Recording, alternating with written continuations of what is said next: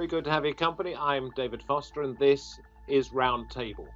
Young people without jobs or even the prospect of jobs. They've been described since this pandemic began as the lockdown generation. And while getting a career off the ground has never been easy, now it is much, much harder.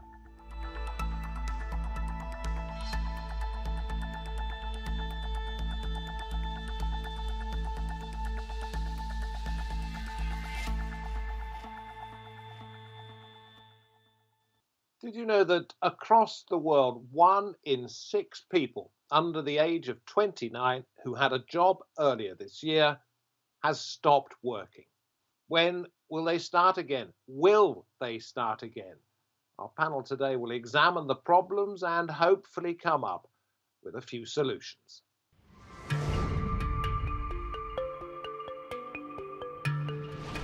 Experts say the coronavirus pandemic will damage the long-term career prospects of young people worldwide.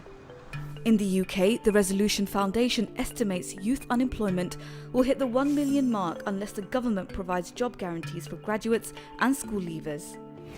Global lockdowns have hit hard in sectors which employ young people in the largest numbers: retail, hospitality, travel and leisure.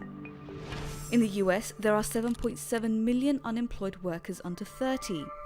It's estimated that 40% of them worked in the retail and food sectors alone. Those fortunate enough to keep their jobs could now be faced with limited career advancement and even reduced pay. Even as businesses start to reopen across Europe, the EU is expected to enter its deepest recession in history, with a 7.4% slowdown in economic activity in 2020. So what can be done to help the corona class of 2020?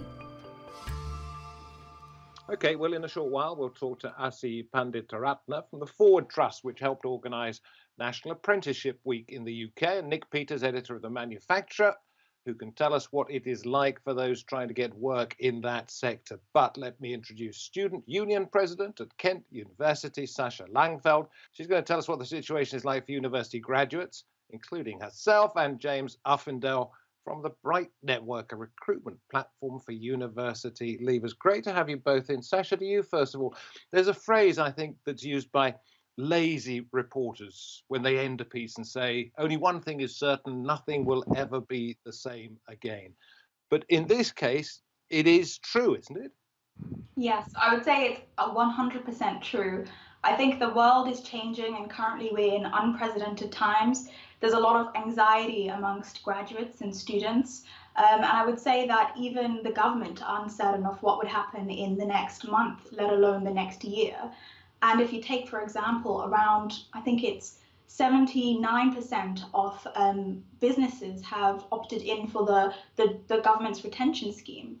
And this means that organizations are doing restructures. They are cutting out the services that they no longer need and can live without.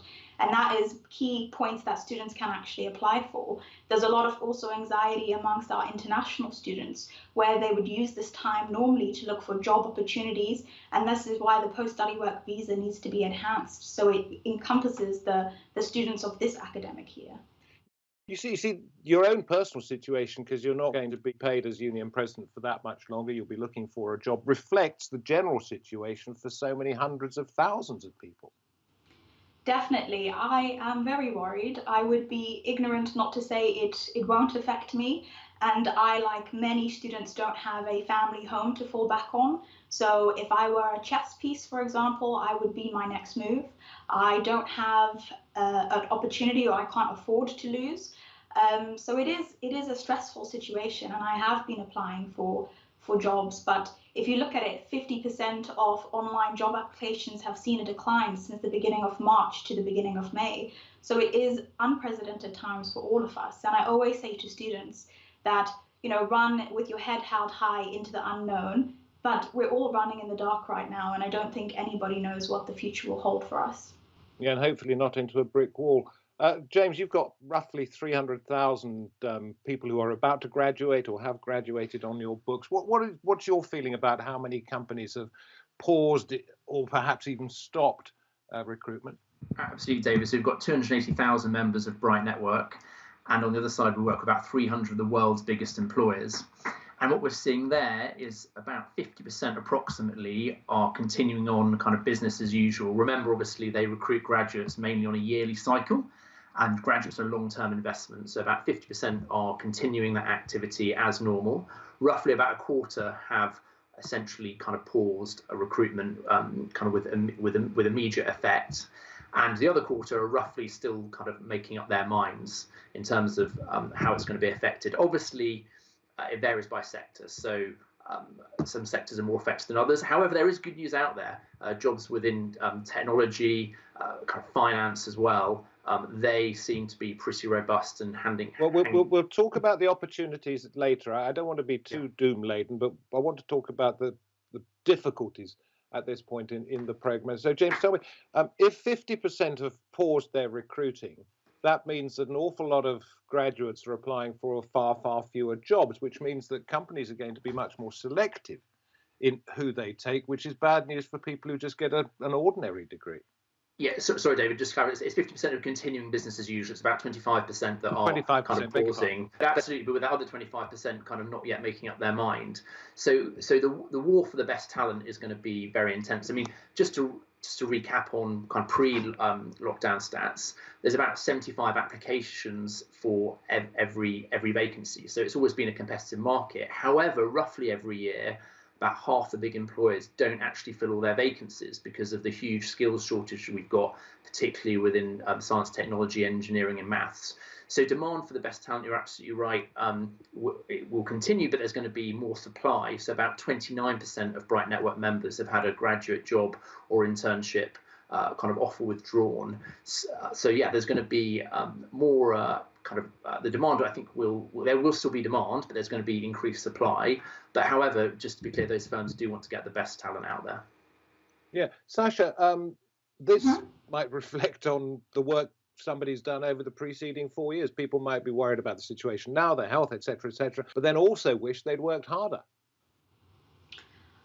I don't know about that. I feel like everyone works their best at university. They come to university for opportunities when they leave. And I think regardless of the year, whenever you leave as a graduate, you are worried about the prospects of getting a job, and add coronavirus to that, add in a potential recession to that. I think, we're all in the same boat. Take me, for example. I worked really hard in my studies. I'm student union president. I have a load of achievements and experience, but even I will still be unemployed. I think it doesn't necessarily come to who's worked harder. At the end of the day, we're all in the same boat. So I guess the government just need to do a little more. Your thoughts on something I'm going to read out now. This is from Guy Ryder, head of the International Labour Organization. That's a UN body. And he said the danger is that this initial shock to young people will last a decade or longer. People will be permanently scarred by the immediate effects of the pandemic.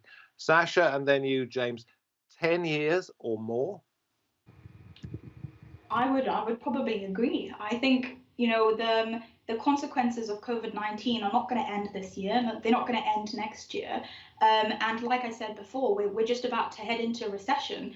So I completely can understand where that statement is coming from. And I think we might need to accepting the future for it is. And with those reasons, the government need to start putting actual things in place to support the people of the now and then of the future. Okay, James, what should the government do? Because I've heard suggestions of, as in America, they have had the Peace Corps. What about a COVID Corps? Yeah, it's an interesting idea. And I think the furlough program has obviously kind of taken the short-term sting. I mean, ultimately, nobody knows what the economic consequences of COVID-19 are going to be. If they did, they'd be buying a lot of positions in the stock market, because if it's going to be L-shaped, U-shaped, V-shaped, nobody yet knows, because unlike other economic recessions, this has actually been a planned recession where we've put kind of health first. So it's a very interesting one from an economic angle. I think there are opportunities. I think it's very important, to your point there about kind of volunteering and also upskilling. I think that's really important. There's a huge skill shortage in the UK economy, and I think optimism and looking for opportunities, and students can really use this time to upskill. We've seen amongst Bright Network members a 50% increase in those who are looking to do further study, so that's going to be interesting in terms of how it impacts on universities. But building out the CV, I think you're absolutely right, with any kind of experience that shows employability skills is crucial. Actually, just on that point, which is really important, every year we survey our members and we ask them what they think is important. And year after year, they keep thinking that getting a 2-1 or above is the most important thing. And actually, employers don't value academics as highly as they value things like commercial awareness, communication skills. So trying to shift the mindset a bit from students being obsessed with academics to actually real world work experience is really critical to increase their employability prospects. Sasha, is that the sort of thing you'd be interested in doing, or advising those people who come to you that they should do?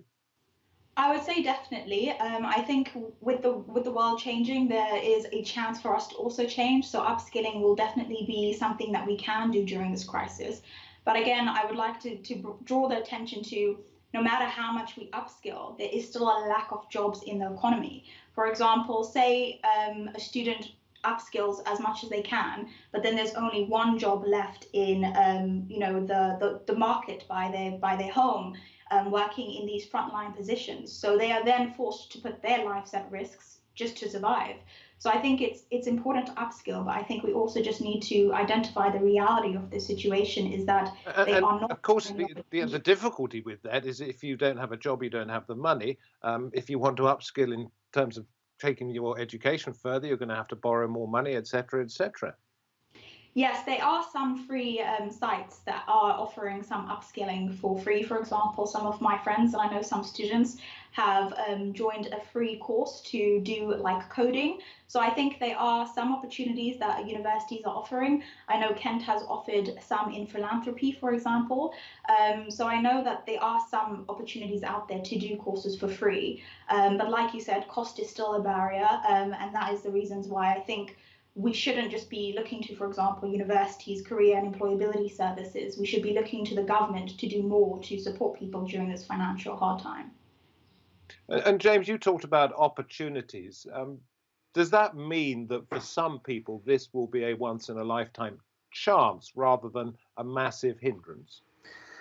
Yeah, it's interesting. It's fascinating hearing Sasha talk, and hopefully we're giving a good balance here. So obviously there's a severe economic situation, but absolutely, if students can use this to make the most of the opportunities out there, and also bear in mind a lot of these big employers, they're big wealthy organisations. They really invest in their graduate intakes, and some of them, particularly for example law, they're sometimes making a kind of a 3, 4, 5 year investment in their future talent pipelines.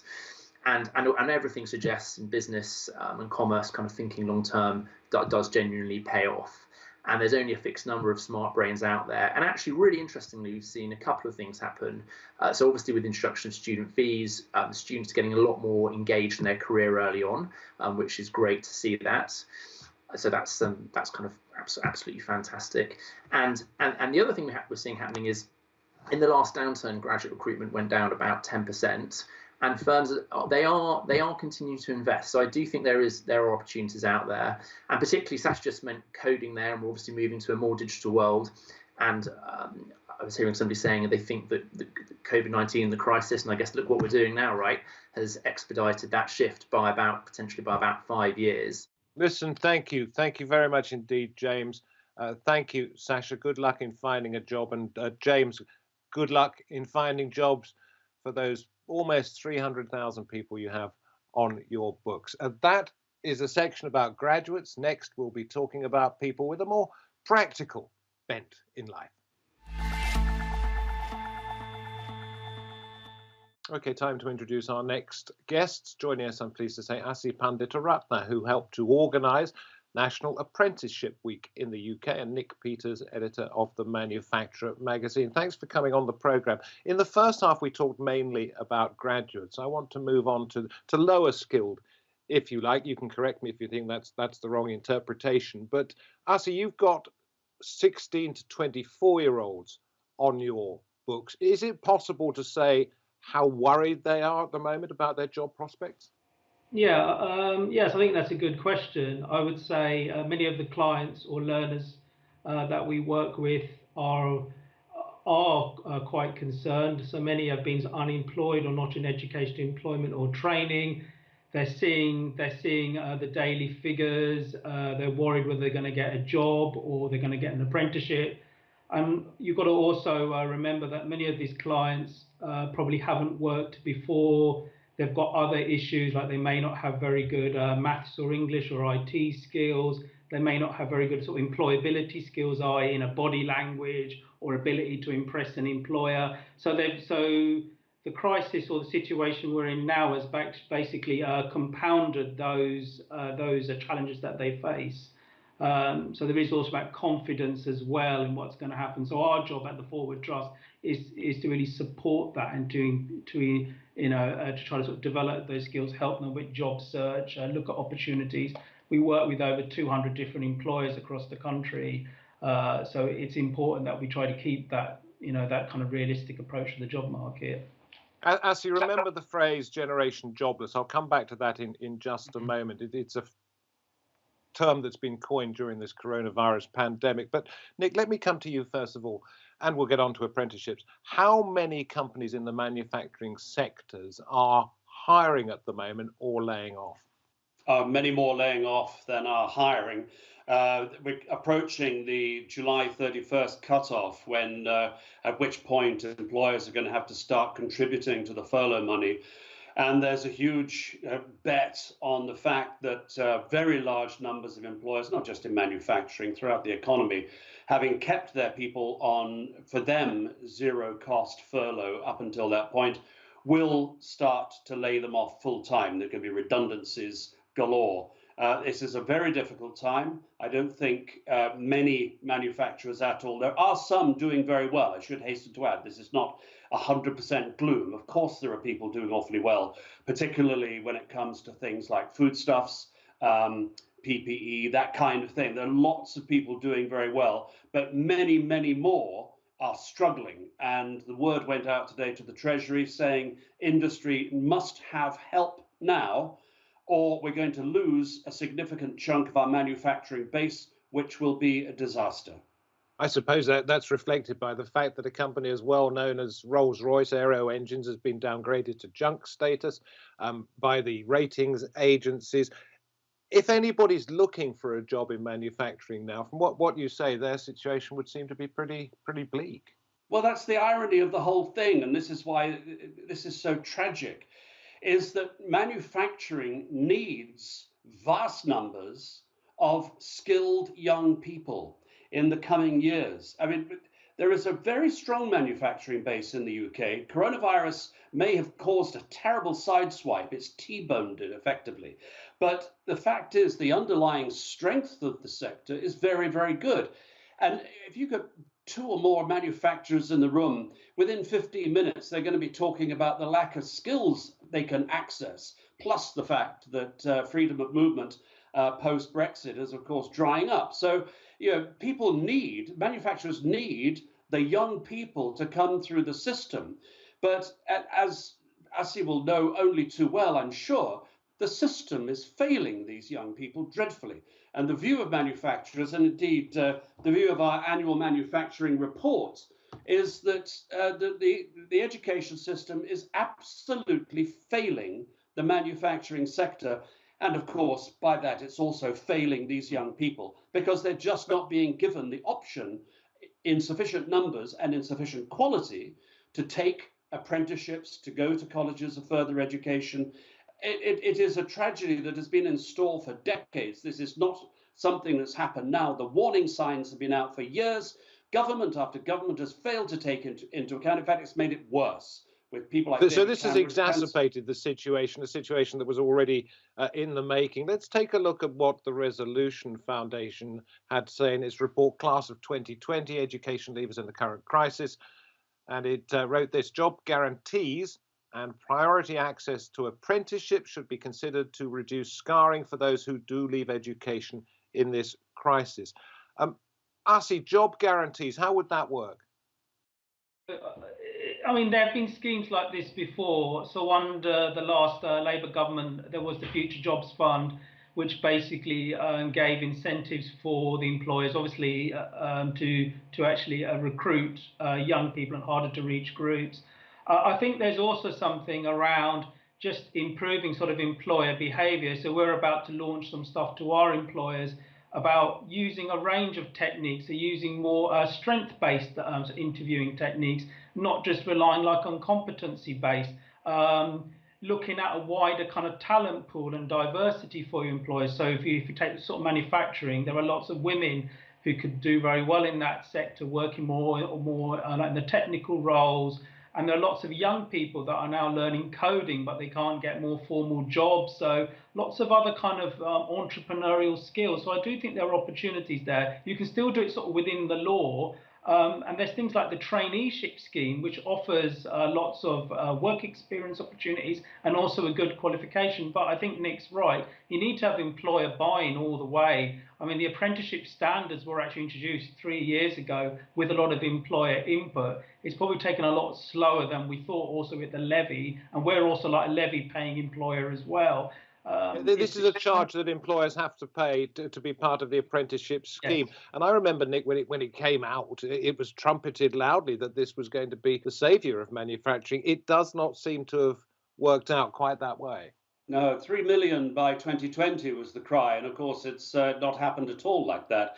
The fact of the matter is the levy was very poorly conceived. It's regarded by, from our survey, 51% of employers believe the apprenticeship levy is a tax on employment and is inefficient at driving apprenticeships. There's large employers who pay the levy, of course, and it goes into a fund, which is then supposed to help smaller employers tap into.